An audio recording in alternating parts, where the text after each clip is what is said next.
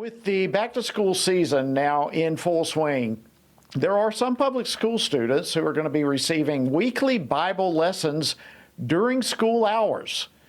It's a program involving religious release time. Students in literally hundreds of locations in nearly half the states all across America this school year are involved with LifeWise Academy, which reaches tens of thousands of students with biblical teaching during the school day. And here to tell us how this coming school year is shaping up and to also highlight why religious release time might be something to consider for the public school students in your life. Joel Penton, the founder of and CEO of LifeWise Academy, now joins me. Joel, welcome back to Washington Watch. Great to see you again. It's great to see you again, Jody. Thanks for having me again.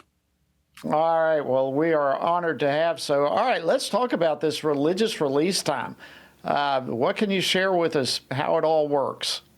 Yeah, well, few people realize is that in 1952, so over 70 years ago, the Supreme Court ruled that public school students can, in fact, be released from public school during school hours to receive religious instruction if the program is off school property, privately funded, and students have parental permission. Sadly, this has been kind of under the radar, underutilized for the last 70 years. Just a few years ago, we developed a program, LifeWise Academy, that's kind of a plug-and-play program that we have all the resources, tools, templates, everything needed so that any community can implement the program and serve their local students.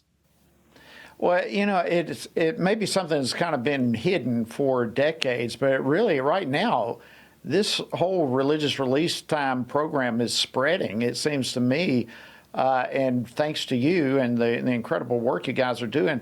How many locations? I mentioned that hundreds, but about how many locations are we looking at and how many students involved across the country?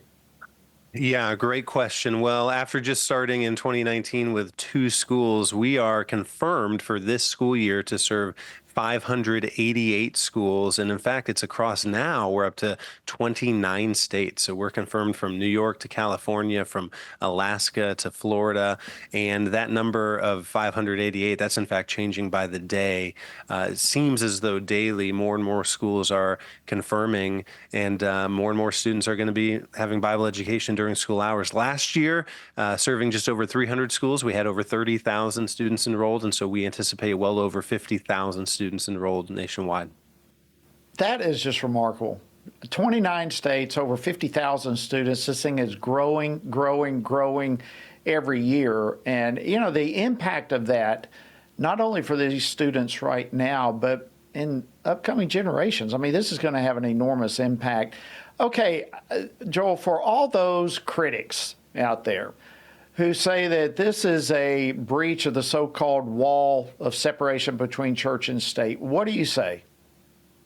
Well, I would say a couple of things. Number one, that question has been settled. It's been settled by the highest court in all the land, the Supreme Court. I mean, a release time program went to the Supreme Court and they recognized, no, this does honor the separation of church and state. And I would say that for those who are very enthusiastic about that principle, that they should in fact celebrate release time programs because there's no greater manifestation of the principle. Students are literally physically separated from the public school, from the state school to go to these programs. It is run separate from state dollars. It is separate from state compulsion. And so it certainly honors that principle. And that's why the Supreme Court ruled the way they did.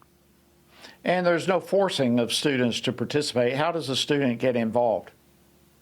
Well, their parent signs a permission slip, and so they'll do that through our website. All of our local programs have a web page on our site, and so they find their way on there and they sign up their child, and then their child can go. If they ever want to remove their child, they just can remove them. As you said, it's entirely optional, and so you can see why so many parents are so excited about this, that their children will have access to this. It's harder to understand how anybody could be, enthusiastically opposed, considering it's optional. Yeah, absolutely.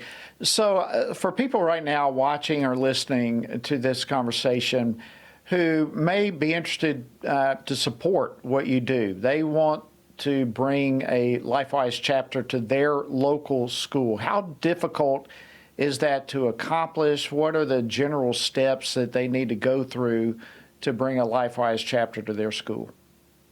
Well, I will say, and I thank you for the question, that it is a process because you are setting up a program. But what's exciting is that anybody can get it started. Anybody can participate in the process. And you do that through our website. You go to lifewise.org and you can look up any school district in the nation and you can find out where your school district stands. Out of the 13,000 school districts nationwide, we have heard from individuals in nearly 5,000 school districts. And the process starts with simply a signature campaign. And so you find the district on our website, you add your signature to the list, you share it with friends. Once we have 50 signatures in your community, then we can go through the process of forming a steering committee, of developing a plan, and all the way to the point of students receiving Bible education.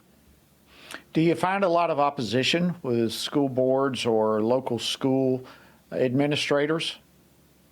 I would say among administrators, among school boards, we see very little. Most of them recognize that this is an incredibly positive impact. I mean, decades of studies show that kids who have Bible education in their life simply do better in every way imaginable. And so the educators really like it. There are individuals in communities and individuals online that simply don't want kids to have access to the Bible. And there are certain parents that don't want other parents to be able to sign their kids up for this optional program, which is unfortunate, but also not necessarily surprising.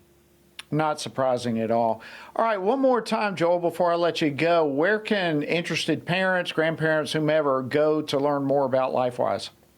Yes, thank you. Head to lifewise.org. That's LIFEWISE.org, and make sure, and you can watch videos, you can learn a lot, but before you leave, click find your school and find your local school district and add your name to the list. That is fantastic. Thank you so much, Joel Penton, founder and CEO of LifeWise Academy. Fantastic work you're doing. Keep it up, and thank you so much for joining us today on Washington Watch. Thank you, Jody. It's an honor.